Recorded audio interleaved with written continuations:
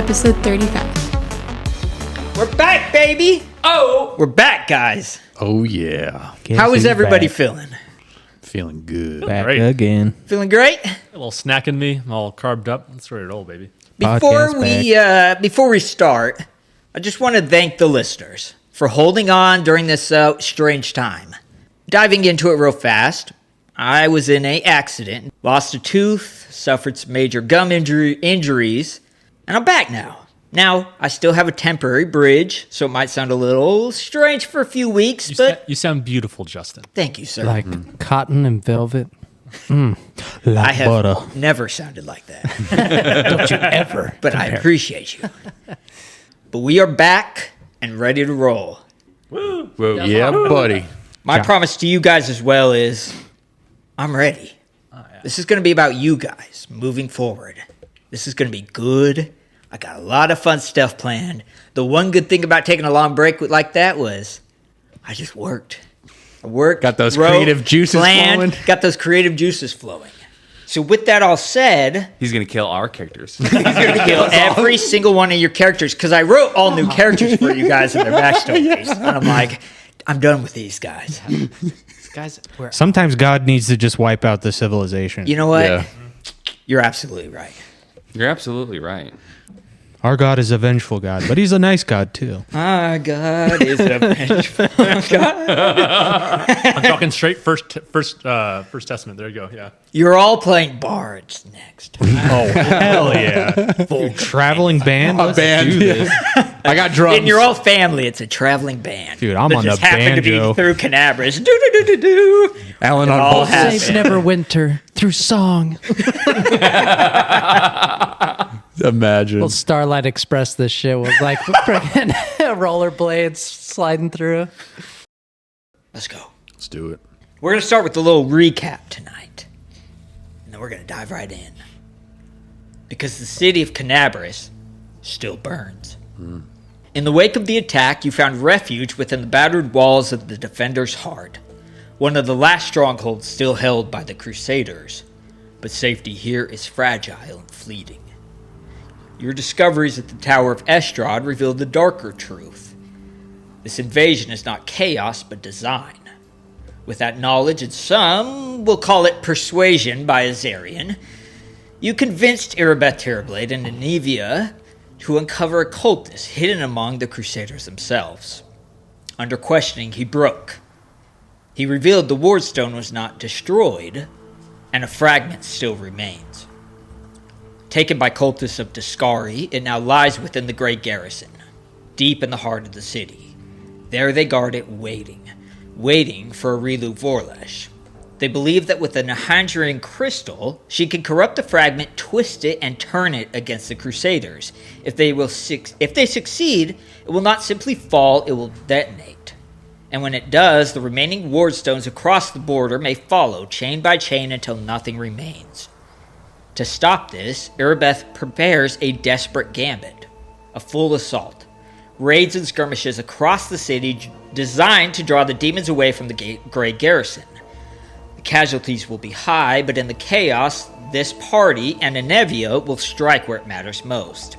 They will slip inside the Gray Garrison, find the fragment, and destroy its power with the Rod of Cancellation you now carry. That is where we left off, and you return to your rooms to prepare and rest, to gather yourselves before the coming storm. But you were not alone. Inside, waiting, a figure of ash and ember burned, watching. And as you entered Mazir's room, it looked at Mazir and said, "Welcome home, boy." And in that moment, you catch a glimpse of his eyes peering at you, and you were taken back.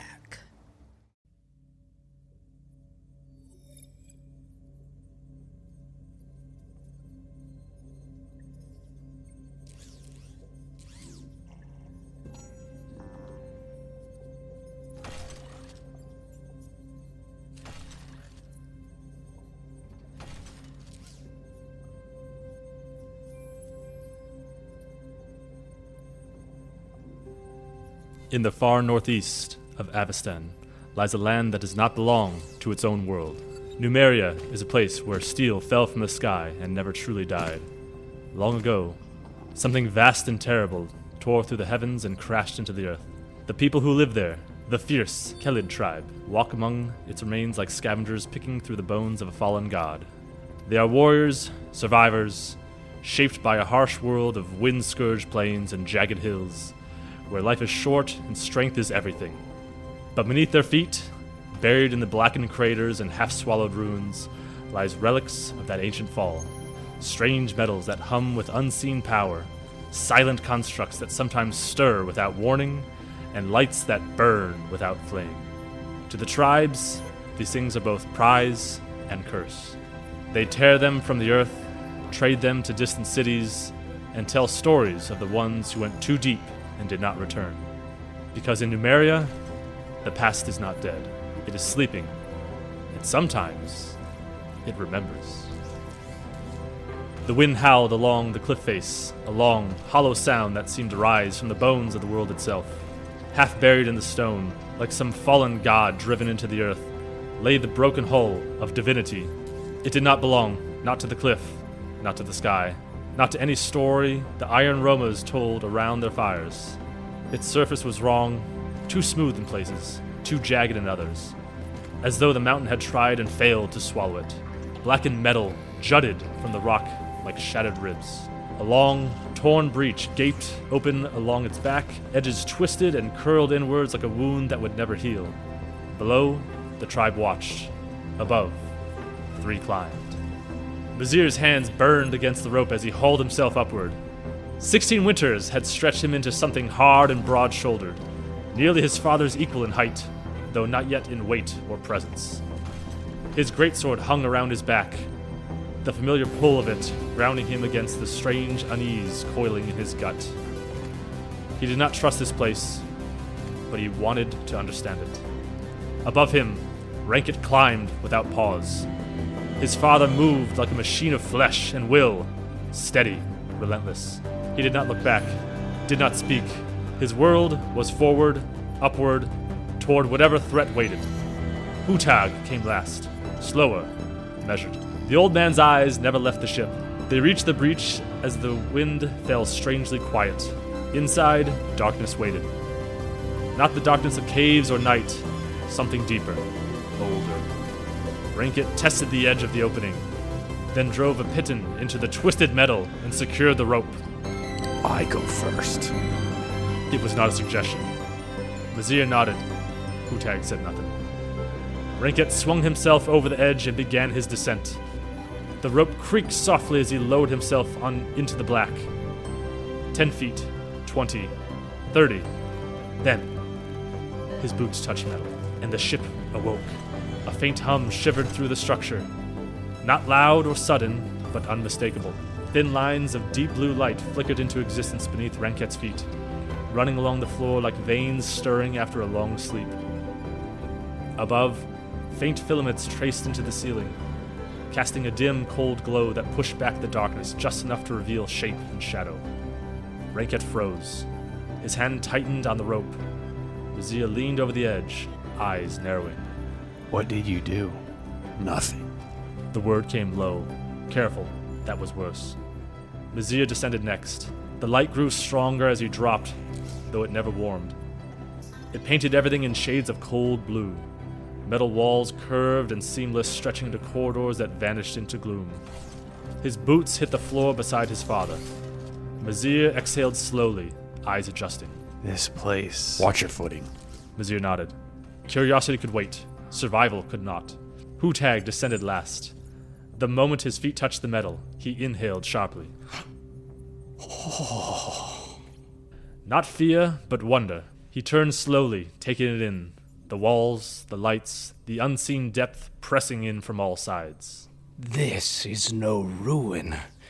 This is a corpse that remembers it was alive. Then we gut it. Take what we can and leave. Far within, something stirred. Dormant processes flickered to life, slow as a waking mind. Intrusion detected.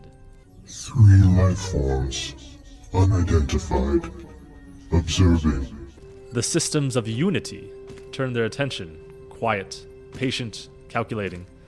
Lights shifted, doors unlocked. A path began to form. They moved deeper. The corridors curved strangely, bending in ways that made distance feel uncertain. Mazir's boots echoed softly with each step. He hated the sound. Renket walked ahead, blade tight in his grip. Mazir followed close behind, mirroring his father's stance without thinking. Hutag trailed them, pausing often, running his fingers just shy of the walls, studying the faint glow, muttering to himself. Not forged, grown, shaped, commanded. Can it be sold? Everything can be sold. The question is whether it kills you first. Renket didn't look back. If it tries, it dies. They passed through a chamber littered with broken shapes. Mazir slowed. Bodies. Not of flesh, but metal. Some twisted, some torn apart. Others slumped against the walls as though they had tried to flee and failed. One lay near his feet. He nudged it with his boot. It rolled slightly, revealing a face, or more aptly, a mockery of one. Mazir crouched. A man? Not man. Not machine. Something in between. He stepped closer, kneeling beside it. The head was half burned away, inner workings exposed. Thin wires, fractured plates, something like a bone made of polished metal. It twitched. Mazir's hand went to his sword. The thing's jaw stuttered open. Engage defensive systems in spiral position. Wick, porch, witch. Its head jerked, repeating the phrase in broken cadence, over and over. Mazir stepped back. It's alive. Not alive, not dead. Hutag reached toward it. Renket's blade stopped gently on the thing's forehead. Leave it. Hutag hesitated, then nodded and got to his feet. Further in the path became easier. Too easy. Doors slid open before they reached them. Lights brightened ahead, dimmed behind.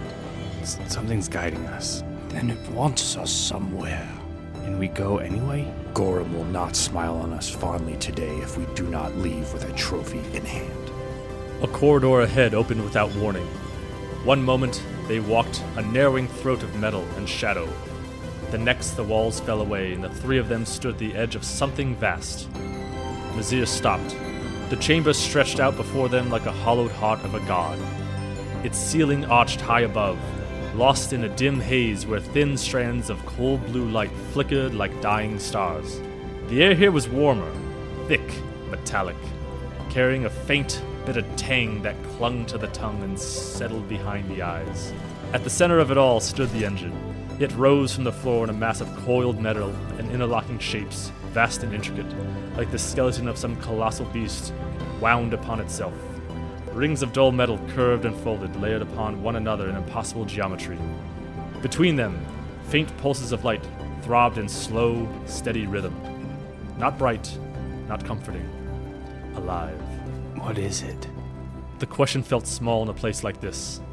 Hutag did not answer at once. The old man stepped forward, slow as a pilgrim approaching an altar. His eyes gleamed in dim light, reflecting the engine's pulse in thin, trembling lines. Power. Trouble. Mazir glanced between them, then back to the thing itself. And then he saw it. Around the engine, surrounding it like a second skin, hung a sphere. Gold. Not metal or light, but something between. It shimmered faintly, its surface rippling as though made of liquid held in perfect shape. The glow was soft but constant, a quiet, steady radiance that stood apart from the cold blue veins of the ship. Far beyond their sight, in chambers deeper still, unseen mechanisms turned.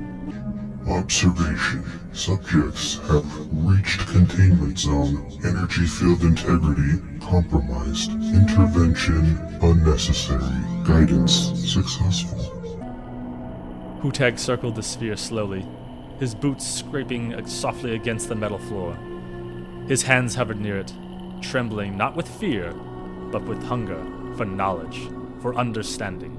This is not of the ship. It does not belong here. Renket did not move from where he stood beside Mazir. Then we leave it.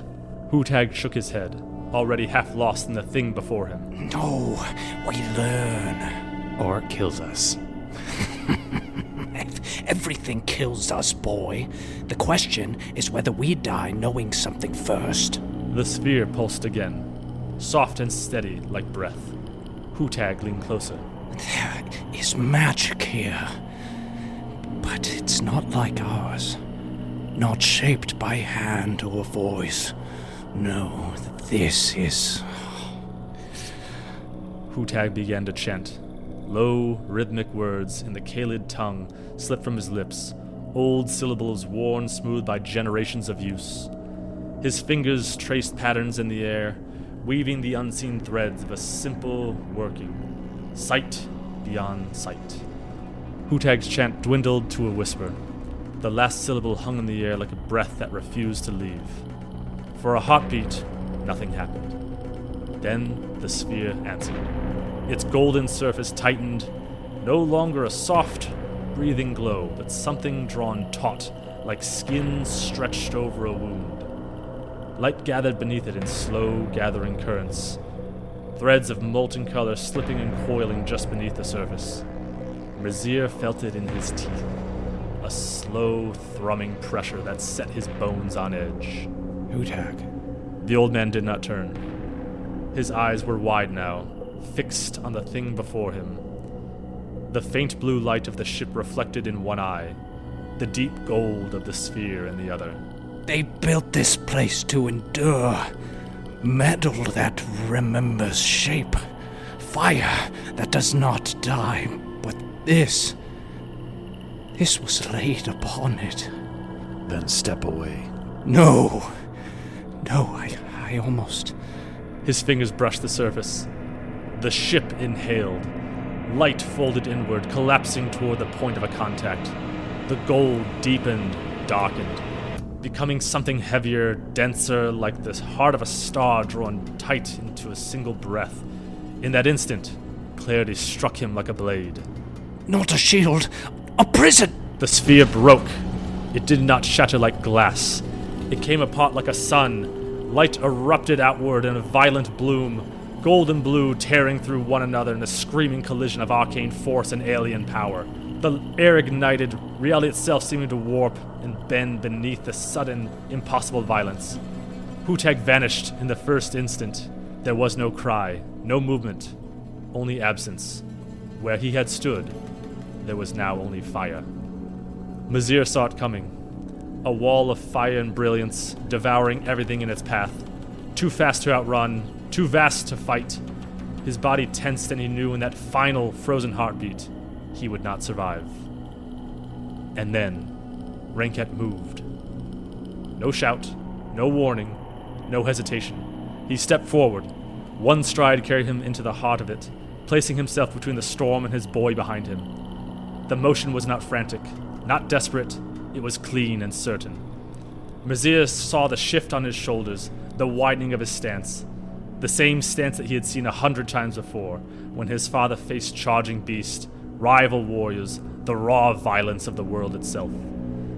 Only now there was no enemy to strike, no victory to claim. Only the act, not with words, only an act a Kalid father could take to tell his son he loved him. He earned it. The fire met him. For a single, impossible heartbeat, Renket stood against it. A dark shape carved in blinding light, broad-backed, unyielding, a wall, flesh and iron that refused to bend. The gold and blue fury wrapped around him, clawed at him, sought to tear him apart. And still he stood. Mizir saw it, burned into him in that instant beyond time. His father, unbroken. Then the world came crashing down. The force struck like a god's hammer. Renket's body snapped backward, the full fury of the blast driving through him, turning him into something else. Not a shield now, but a weapon hurled by the storm. He slammed into Mizir. The impact was crushing, final. Mizir's back struck the metal floor with a bone-shattering force. The breath fled his lungs in a single silent gasp. Pain followed, white, blinding, everywhere. Sound returned in jagged pieces. A high, keening ring, The fading roar of something vast and terrible expended in a single devastating breath. Mizir tried to breathe. His chest spasmed. Nothing. Again, a thin, ragged breath scraped its way into him, sharp as broken glass. Something heavy pressed him down, pinning him. He moved his hands weakly, fingers trembling as they clawed at the weight. Fur. The black bear hide armor was split and scorched, smoke curling faintly from its surface. Beneath it, the body was wrong. Too still, too slack, as though the strength that had filled it had been torn away in a single instant. Mizir's hand found his shoulder. He pushed. Nothing. No shift. No breath. No life. Mizir's lips parted. No sound came. Only a broken, rasping grasp that burned its way through his chest. Beneath the body that had always stood before him. Before beasts. Before blades. Before the world itself. Mizir lay crushed into the metal, breath faltering, vision dimming. The shield that had never failed him had not failed now. It had simply ended. The world dimmed, light faded, sound slipped further away. Somewhere deeper in the ship, wings beat against the stillness of the air. Something ancient had felt the breaking, felt the flicker of a life that refused to go quietly into the dark. It took off, flying. The chamber lay in ruin. The golden sphere was gone, its remnants nothing more than drifting motes of a dying light. The great engine groaned beneath the damage, its steady pulse faltering but not extinguished. A great shadow fell. Not darkness, something vast, golden. A presence filled the chamber, heavy as judgment, bright as dawn. Claws descended, careful, reverent. They gripped Renket's body and lifted it away, setting it aside with a gentleness no battlefield had ever known. Mizir gasped as the pressure vanished. Air flooded back into him, sharp, searing, alive. Through blurred, failing sight, he saw it. A great head lowering, eyes like molten suns, ancient, wounded, unyielding. Then, not in words, but in something deeper. You endure. A claw pressed lightly against Mizir's chest. Then came the fire. Not the fire that destroys, the fire that remakes. Liquid gold spilled into him, thick, radiant, alive. It burned through his veins, searing away the cold grip of death, forcing his heart to lurch, to stutter, to beat again with a violent, staggering force. Mizir's body arched. The dragon moved swiftly, scooping the broken boy into its grasp, holding him close with a care at odds with its immense strength. With a thunder of wings, it leapt. The shattered hull gave way as it burst upward, tearing through metal and shadow. The sky exploded into view as peace through vigilance burst from the wreckage, wings beating against the wind. Below, the Iron Romas stared in stunned silence. Arma stepped forward, her breath caught, a shape in the gold dragon's grasp. A boy. Her boy. But the dragon did not land. It climbed, turned, and vanished into the distance. Deep within the wreckage, amid ash and ruin, something stirred. A charred form lay where the fire had burned hottest, blackened and broken and dead. Then, a hand twitched. Cracked flesh split, ember light bleeding through from beneath. Slowly, painfully, eyes opened, burning red-orange, like coals drawn from the heart of a forge. Burning, alive.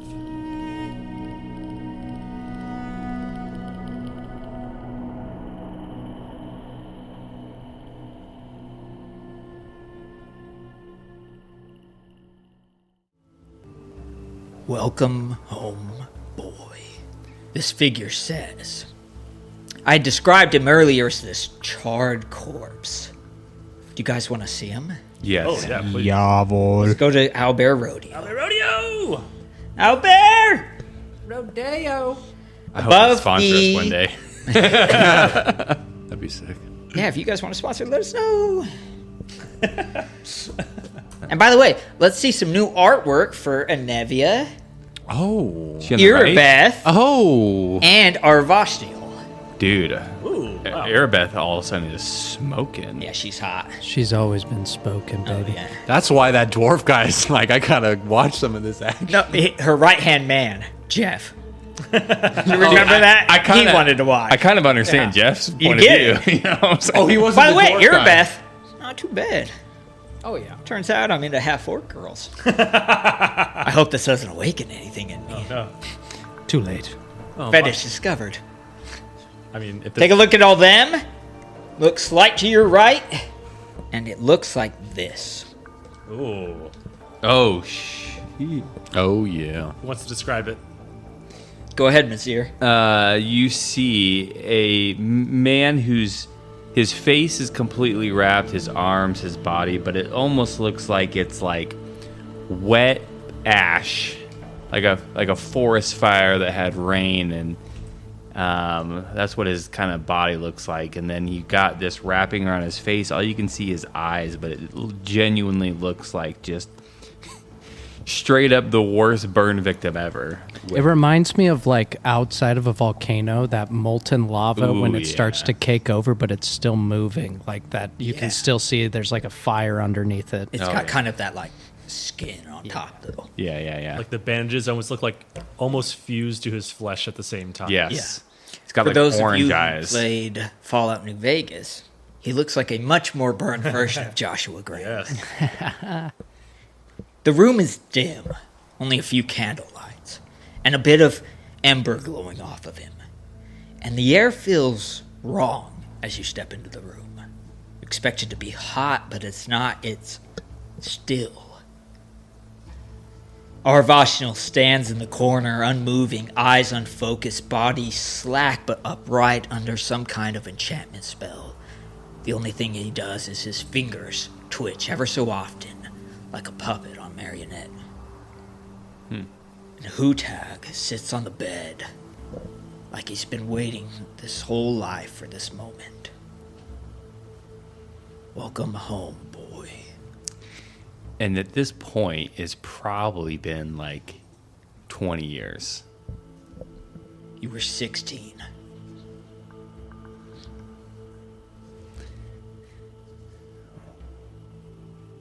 Where the hell have you been? You knew me before. Before fire taught me patience. I am not him anymore. I am not less or more, but something in between. Are you the same man? No. I have seen beyond life and have come back. Sit. He motions to the bed across from him. I stand.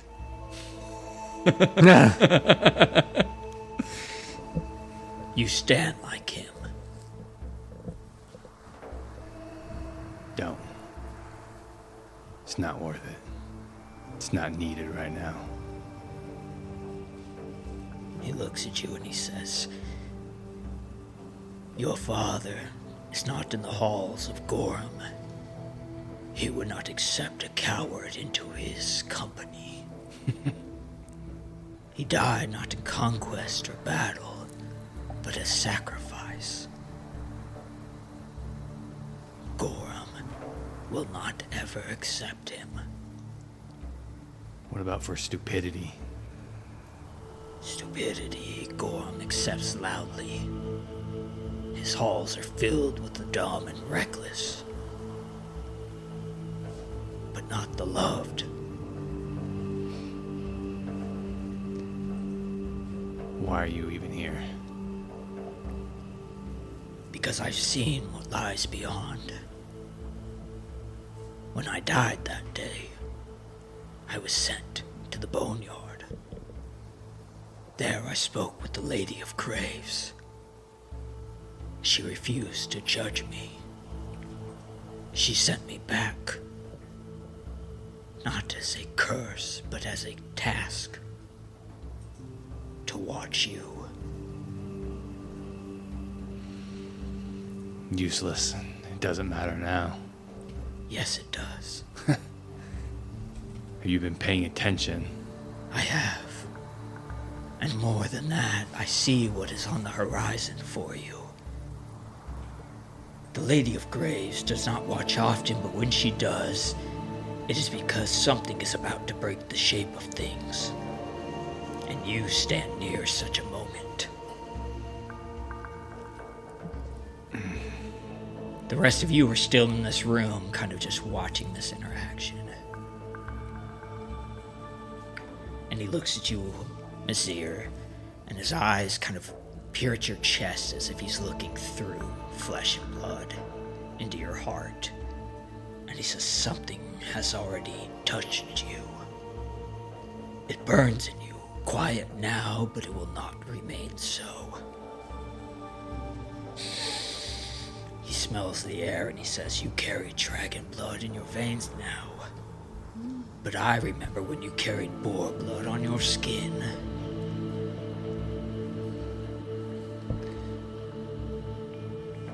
It doesn't matter.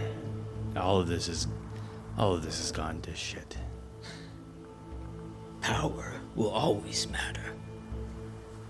Power does not ask if you are ready, it asks what you will do when it arrives. You still think strength is loud? The grave disagrees. Gorham speaks loudly. The Lady of Grave whispers, but only one speaks after you die. Right now, the only thing that's speaking louder than anything is the legion of demons that are about to destroy all of us. You, me, everybody. What else matters? You do. Your hands are about to graze the infinite. You and those you travel with, as he looks at all of you. And I worry what that will do. For demons are not the worst of lot. You see, you enjoy the sound a body makes when it breaks. You tell yourself it is survival, that it is strength. But I have seen where that road led to.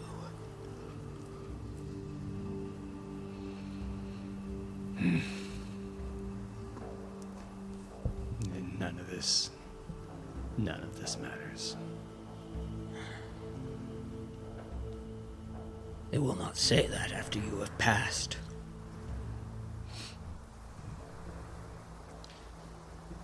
Is Aravashnil in here? Yes, he's still standing in the corner, just kind of slack-jawed, looking, his eyes unfocused, kind of looking up at the ceiling. What about Nevia and... Anevia? Yeah. She wasn't with you guys. Okay. But he notices your eye looking at Aravashnil, and he says, do not worry about your friend. He is like a thread strung tight, about to break. When I am done here, he will return to you. The spell was never meant for him. And he looks at Azarian. It was meant for you. Gasp.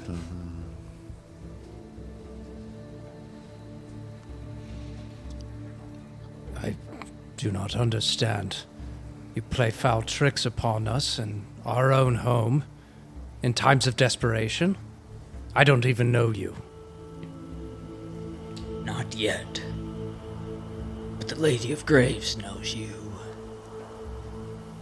And knows your wife. What do you know? Is she alive? Where is she? She is somewhere she not expected to be, but more than she deserves.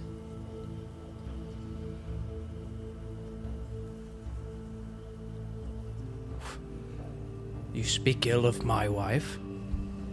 Where is she? I speak truth. No more, no less. Lies serve no purpose for the dead. Lies are for the living.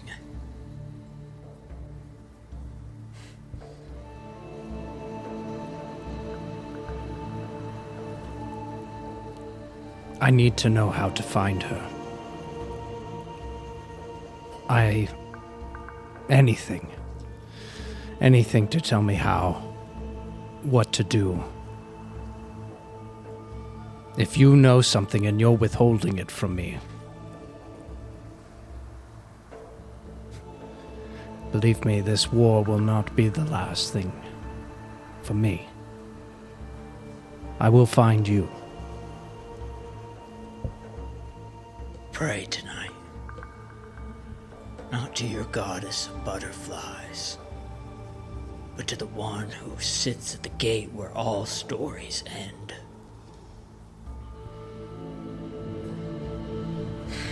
I am here to watch what you do, Mazir. If that becomes help, we will both be surprised.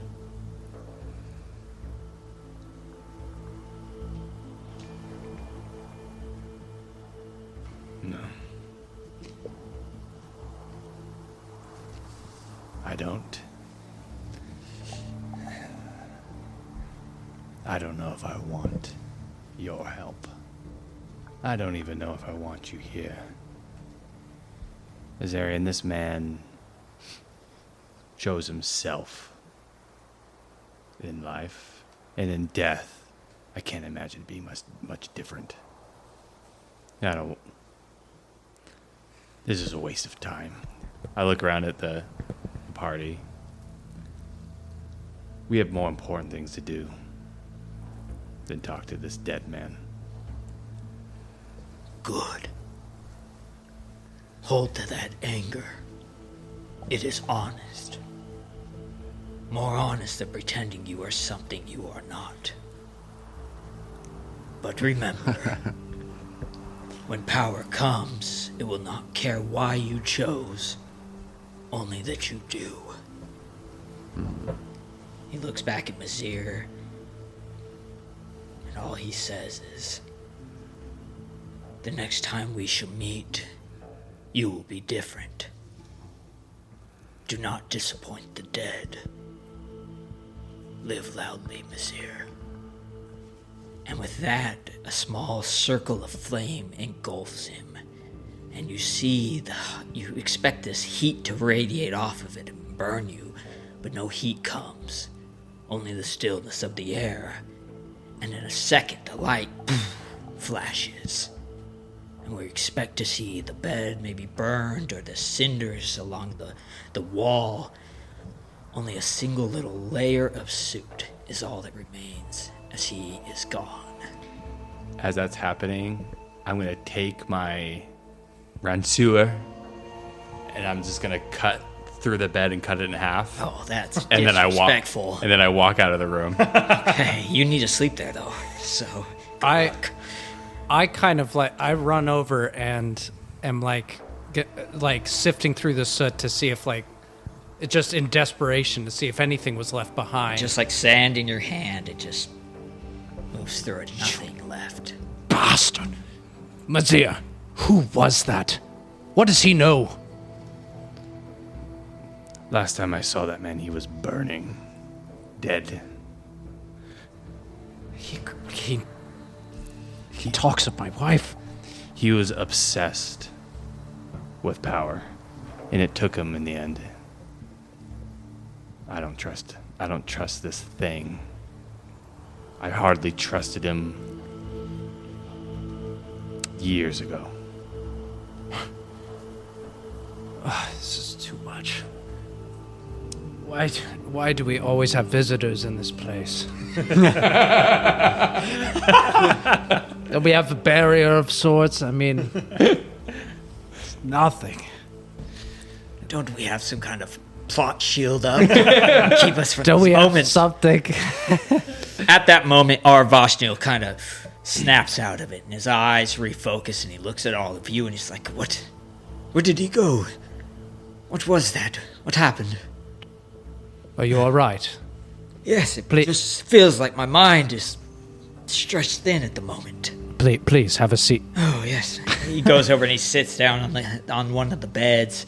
He's like, I was reading and conversing, and something knocked at my door. And that's the last I remember. What are you all doing in here? Checking on you. Actually, I walked out. Never mind. Cut that. Oh, We had a... Goodbye, Mazir. Corso actually goes after Mazir. Okay, we'll get to that in a second. We had a bit of an interaction with an intruder, someone friendly with, well, I wouldn't say friendly, but they knew Mazir, and seems they went away without any issues, but you were the catalyst for some type of trap. Unfortunately, it wasn't meant for you. Oh, it's good. But you're all right now. Okay, yes, I was.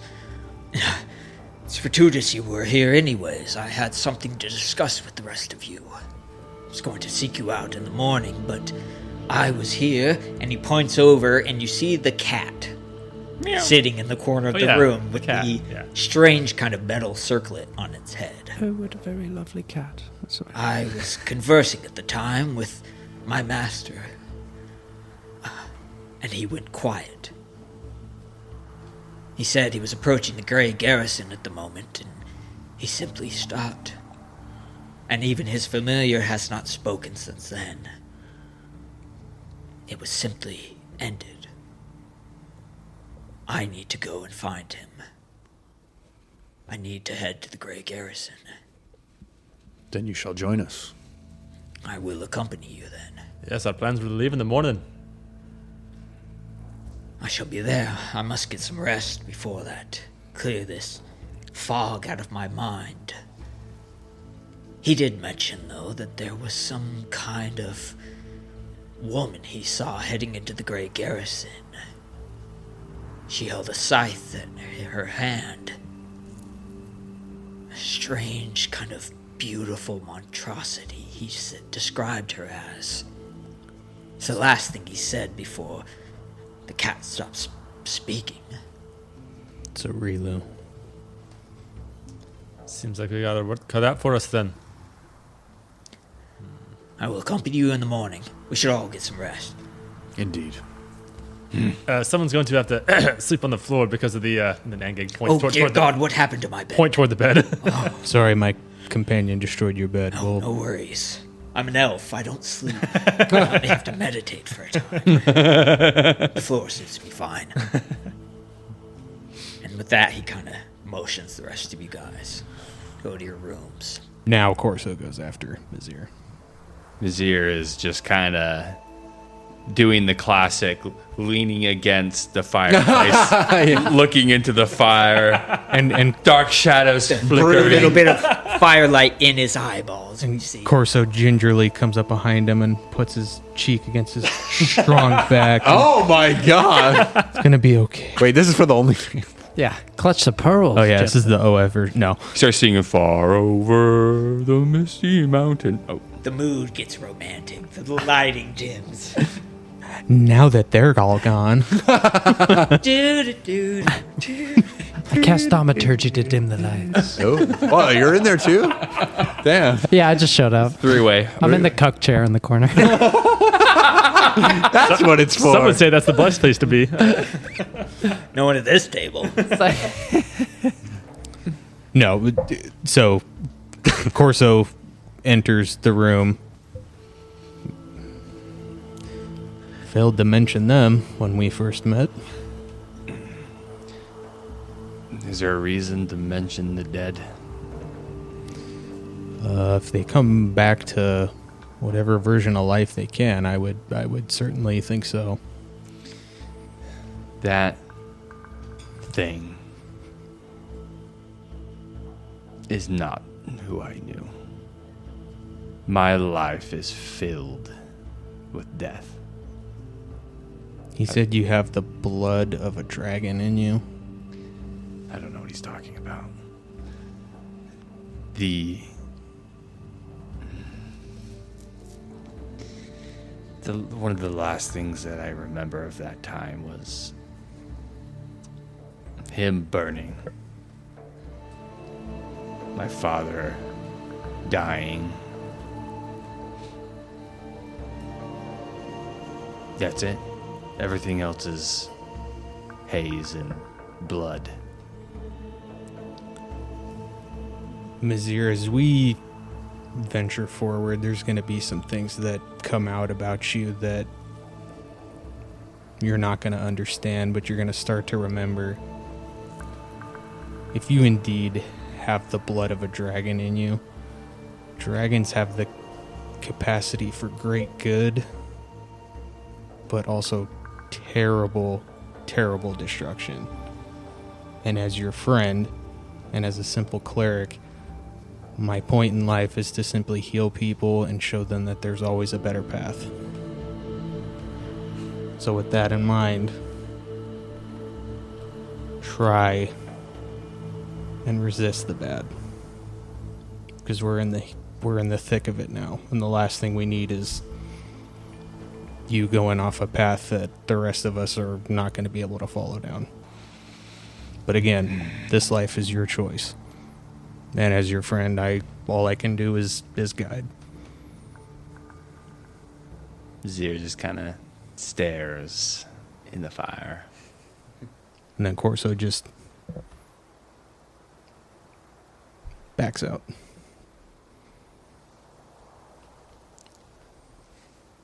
The wind.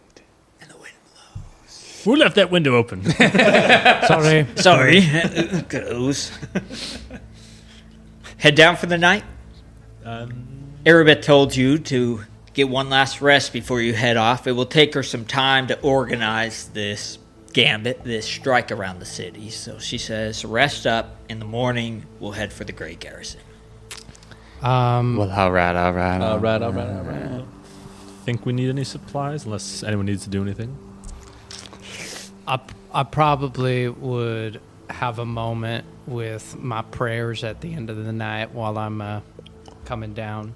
But I do my usual like rites and my usual like mantras that I'll say to myself as decreed by my code. And as I like kneel down for a prayer at the night, I in like great earnesty am asking about the current timeline of events, what's been transpiring, and for guidance, as I know she's given me guidance before. But if, the same thing happens where there's not really like any big change, I think for a moment he would contemplate saying that prayer to the other side to try to get some type of answer out of him. But Pray to the Lady of Graves for ransom. yeah. And I'm not sure, just because he knows that there's such a big deal going on tomorrow, that there's a chance something could happen, so he probably wouldn't want to risk it. So there's this struggle in his mind of whether or not he should, and yeah. As you go through your nightly routine, imagine part of it is probably polishing the star knife, reading through Desna's prayer book, praying to her, and your eyes are closed, and you start to see something blurred at the edge of your vision coming into view. And the first thing is you smell dusty, kind of wet earth.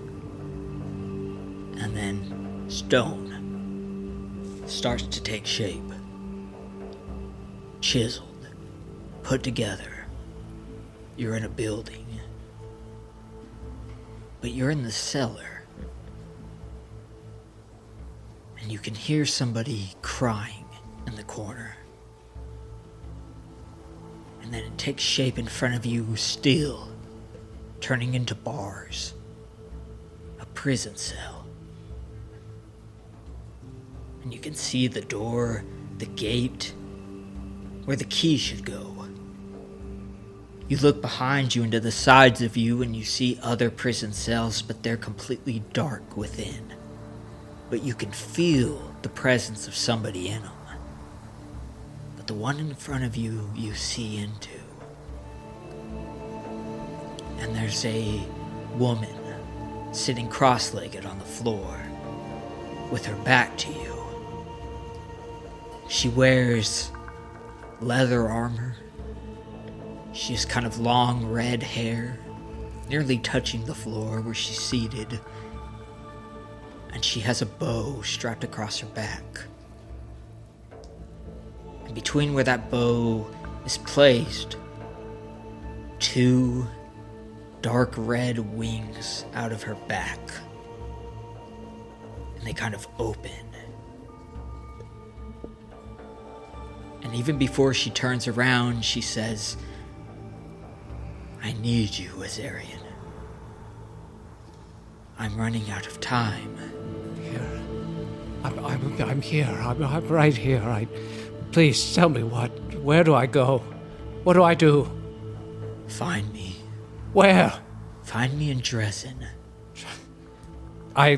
If I have like some semblance of me, I start carving the name into my like with my star knife into my hand. Like I've started like carving the name into my hand. And you feel no pain as you mark it into your skin. And she turns, and you recognize her as the same woman that approached you in Netholm in your sleep. The one came through the door. And she puts her hands on the bars and pulls her face close. And her face is beautiful but terrifying.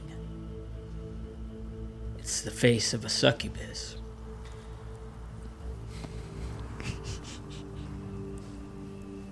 Follow the goddess.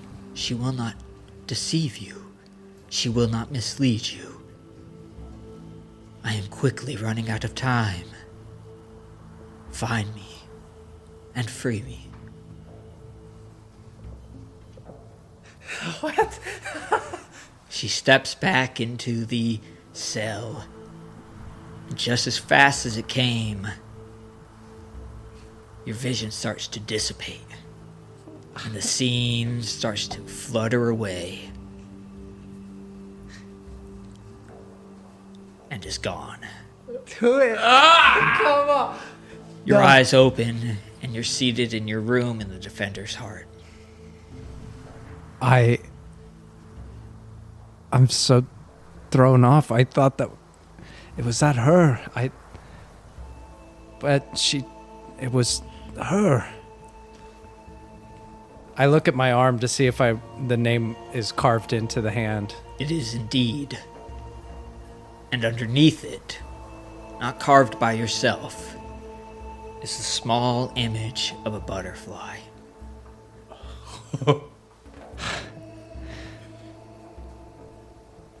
Dresden it is. And I will use my wrappings to just full on God of War, just wrap this thing up. And just I'll clench my fist to just get the blood pumping in there to remind me of it, and just And no pain. Nice. And yeah, I'll just rest. I rest. That was actually not your wife, it was your waifu. My waifu! Hana-chan! It was actually a body. Where do I find you, Hana-chan? It was actually a body pillow sitting there. The Comic-Con's June 2nd. We gotta go. Oh, would you come save me? They got a VTuber in town. We gotta go. Oh my gosh. Rest of you fall asleep. Rest for the night. Well, Zalek has an important thing to do. He does. I need to make a new Yef. Oh. Another Yef? Because my other one is dead, and I have grown more powerful now. Oh. So, And you just tossed his bones aside, didn't you? I just left. Didn't even care. Wow. Okay. Click down. He's- Evil. Keep going. He served his use, guys.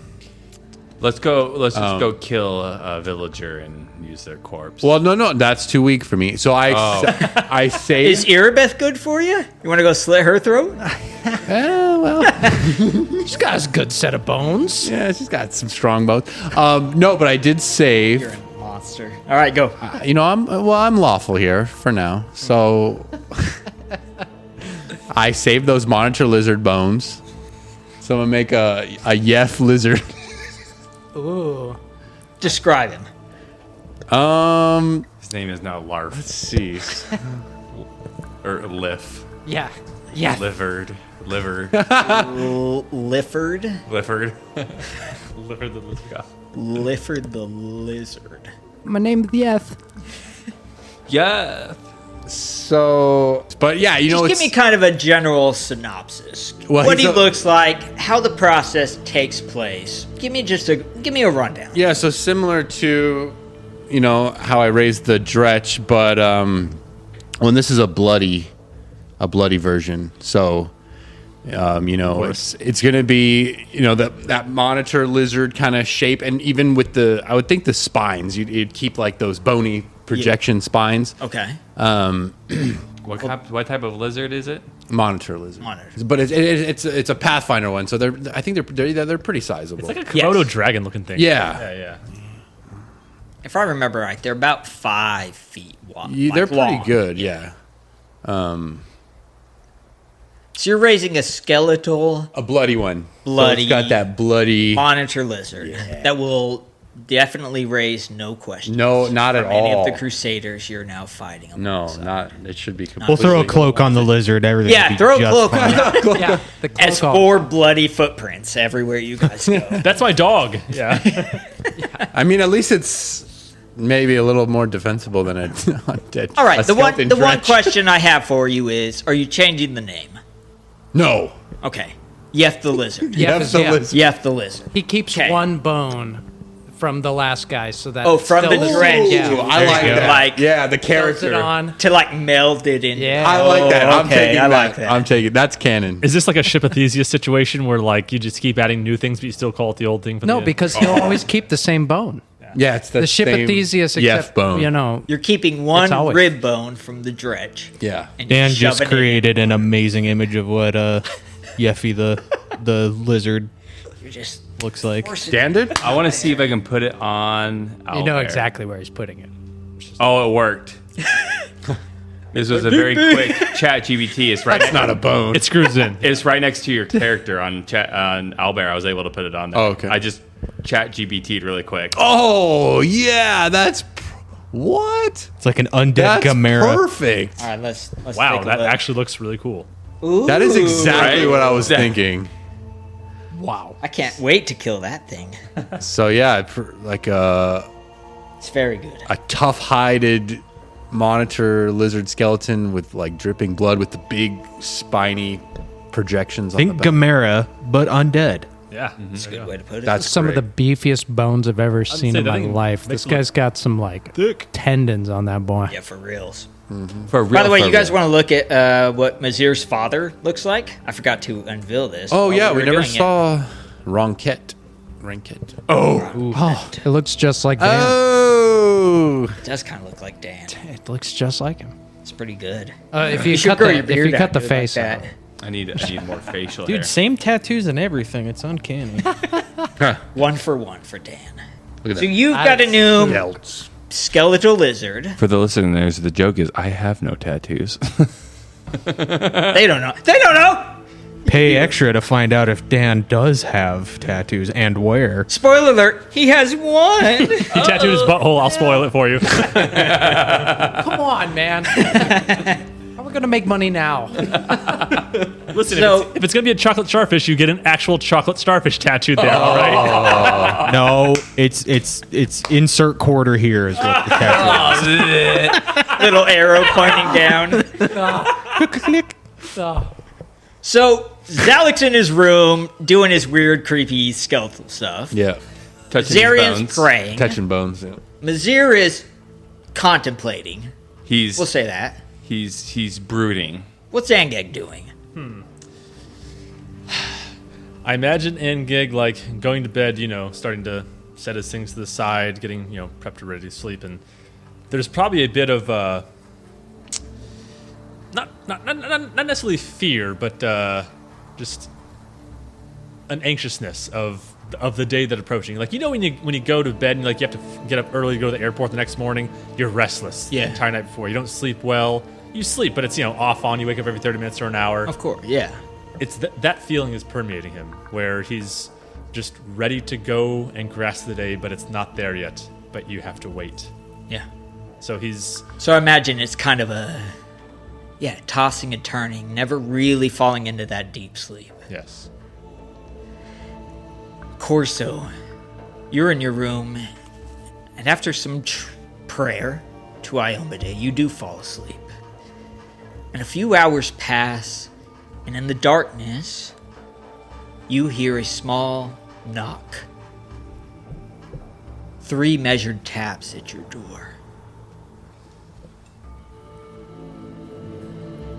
Corso kind of quietly gets up, gets radiance and pulls it out and just kind of puts it under his robe and goes to the door. Slowly opens it. You see 2 crusaders stand in the dim hallway, their tabards stained and torn, lanterns hooded low. The taller one, a grizzled man with a fresh scar across his cheeks, he speaks in a low voice, thick with fatigue as he kind of peers into your door. He says, "Brother Corso, forgive the hour. A member of your order has just arrived, bloodied from the streets.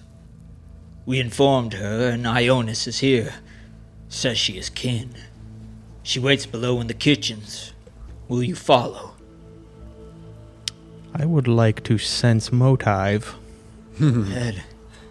Good. It's digital dice. Oh boy. It's a funny man and It's a nat 20 for a total of 29. Holy sh! is that your nat 20? Mm-hmm. That's hilarious. he senses the motive not only the man, but the cockroach in the corner as well. It's up to no good. It's not a crusader. It's 3 halflings stacked onto each other. Hobbits. 3 hobbits. Damn you halflings, you halflings! You get no sense of deceit or any sort of ill intent from them. And you feel very confident about that. Let me inform my party where I'm going. Certainly. And I walk out and I just kind of start pounding on people's doors. I have business to attend to down in the kitchens. If I am not back in 10 minutes, come for me. And I just walk down. Okay. And they escort you down. The kitchen is in the cellar, and as they lead you down the staircase, there's a low fire still glowing in the great hearth, casting long shadows across scarred tables and shelves heavy with dented pots and nearly empty sacks of grain. The air smells of onion soup, stale bread, and wood smoke. And at the far end of the longest table sits a woman alone. She's spooning the last of the broth from a wooden bowl, and she looks up as you enter. She appears to be in her late 30s, blue eyes, long dark red hair. There's a piece of white cloth, stained with blood, wrapped around her forehead. And her battered leather armor bears the faded insignia of the Ionis Order. The etching slightly worn, as though it has seen too many campaigns. A healer's satchel lay open beside her, bandages and poultices visible within. When she sees you, Corso, her entire expression lights up with delight, and she crosses the cobblestones toward you. Want to see what she looks like? Hell yeah! So again, let's go to the map real fast. If you look just above Angeg, I want another waifu to be brought in. that is what she looks like. Oh, wow. Okay, yeah. Yeah, very grizzled. Wow. Sup, girl? She's seen better days. She has. It's war. The world is weary on her face. And do I know, like, I know... She doesn't look familiar Okay. when you see her. She walks over to you and she says, "Corso, light preserve you, child. I had hoped, I had prayed I might find one of you somewhere here. I am Alara Ionis, a distant cousin to your father, Vandus, but grandfathers rode together in the Third Crusade, or so the old letters claim. I have heard of you often in letters your father wrote. The youngest of the Ionis sons, sent north to the temples at 5 years old. They spoke of a boy with fire in his heart and Iomede's own grace in his hands. She gestures to the bench and she says, "Please, sit if you will. I will not keep you long. The night is short and tomorrow... Well, tomorrow the Gray Garrison awaits many of us, I hear." She sits down. Did you say her name was Alara? Alara, Elara. Got it. Sister Alara, what happened? Looks like you just came from a battle. And as Corso sits right next to her, he kind of like puts like 3 fingers on the top of like the bandage where he's at, and he starts to heal her. And he's going to cure light wounds. Okay. Hope you like 3 points of healing, lady. I would say more than anything, it just eases the expression on her face. And she lightly grabs the tip of your fingers where they touch, and she says, "It is not my blood. Do not worry about that." Well met. You see, for the last few years, I have served as a healer among the tribes of the realm of the Mammoth Lords. Harsh country, ice, and mammoth herds, and things worse than either. Occasionally, I would ride north with crusader expeditions that dared the edges of the world wound itself. Dangerous work, but necessary. But when my father's health began to fail, I was called back to Mendev to take up the work in one of the border temples. She smiles faintly at you.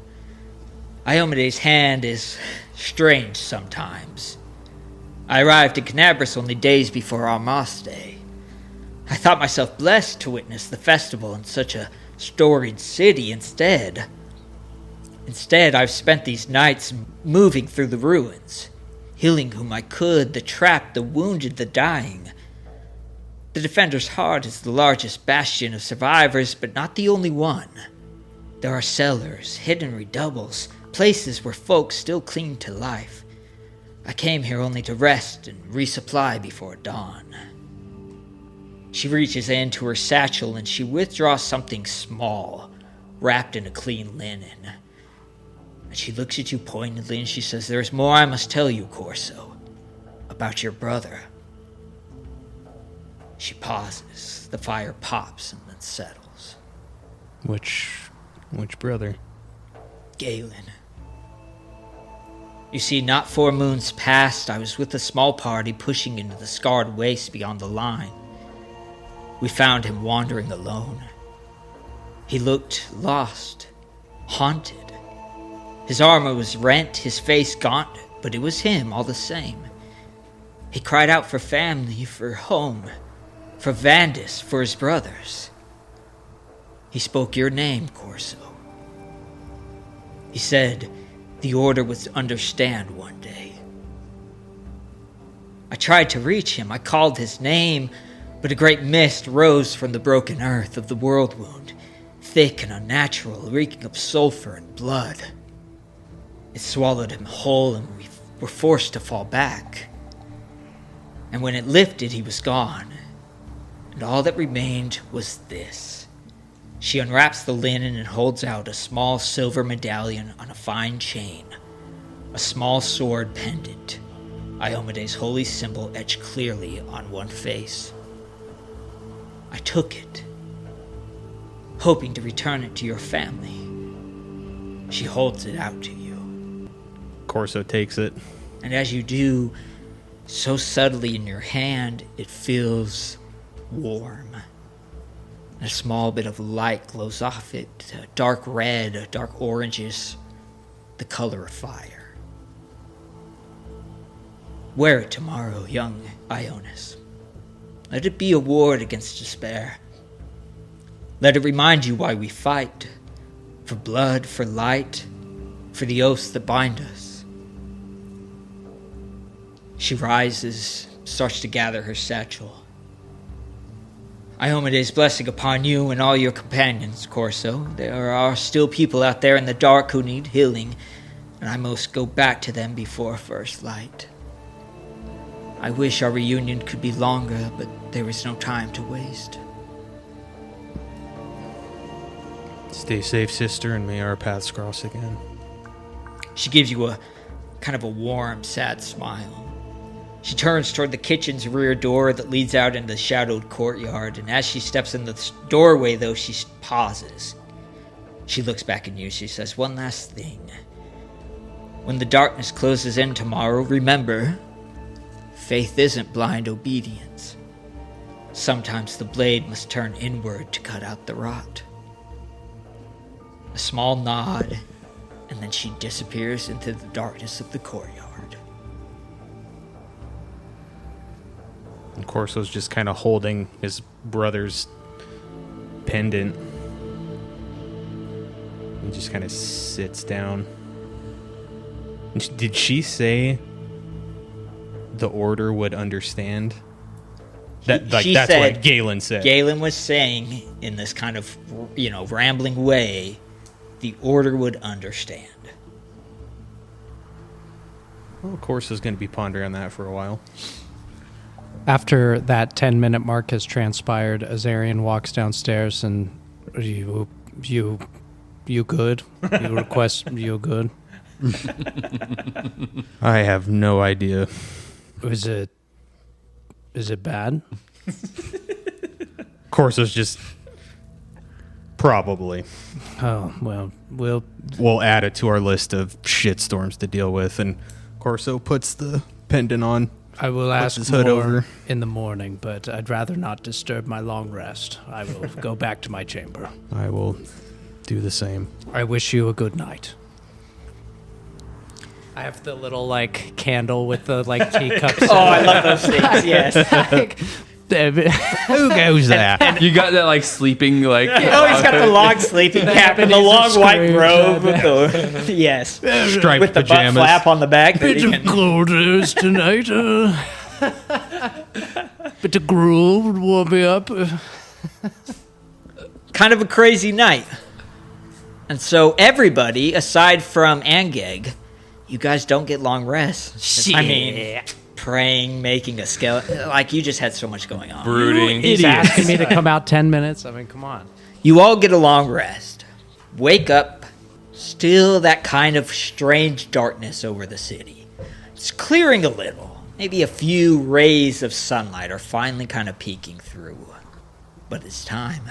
Oh, shit. You head out into the main room of the Defender's Heart, and you see Anevia and Irabeth. Irabeth is just wrapping up a conversation with a group of crusaders, and she hurries over to the rest of you. She looks at you all pointedly and she says, "Are you ready? The time is upon us." We have the upper hand. Even though we are at disadvantage, we have the first step. And that gives me hope. This is the last thing the demons will be expecting. An assault on their own fortress within the city. My only request is, move quickly. Our casualties will be high. We shall not survive long. But with the right fortifications, hitting the exact points we need to within the city, we should buy you enough time. Draw them out of their fortress. Make them feel that there is an uprising in the city. Perhaps this may just work. Iomede's blessings upon all of you. Arvashnil and Anevia, ready to go, stand near you guys. Anevia looks at you all and says, "I will be escorting you into the Gray Garrison. From there, we will have to adapt. Move quickly. I only have a small knowledge of what awaits us. This is a foolhardy plan, and some may even call it a suicide mission. But what else choice do we have? I will do my best to protect you all." Arvashnil steps up and he says, "Me too. And when we find the wardstone, we will destroy it." Agreed. Are you ready to move? And the whole Defender's Heart is bustling. Crusaders rushing, gathering weapons, moving outside.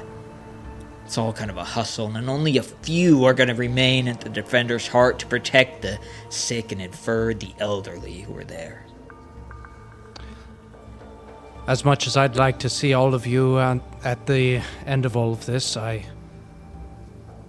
must admit that I do value this mission over our lives. We must win. This is a cataclysmic event beyond any human recognition. We need to shut down that void stone. That fragment is nothing but a pigment on our world. In their hands. And we must do what we can. So as much as I have bonded with you brothers, I just know I will give everything for this mission. The road ahead is tough. That's what we must do. Onward. Let's move. Any words of prayer for us, cleric? Actually, Corso does kind of like gather everyone in for a huddle. I know we all worship different gods and come from different backgrounds, but Iomade, watch over and protect these men.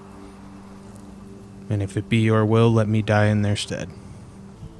And with that, we'll see you next week, guys. We're going to be storming the Gray Garrison, baby! Freaking heck! Pop it up! Sick! I bet. Thank you for watching the Point of Luck podcast. Catch another episode every Tuesday, 8 a.m. Eastern Standard Time. Like a boss.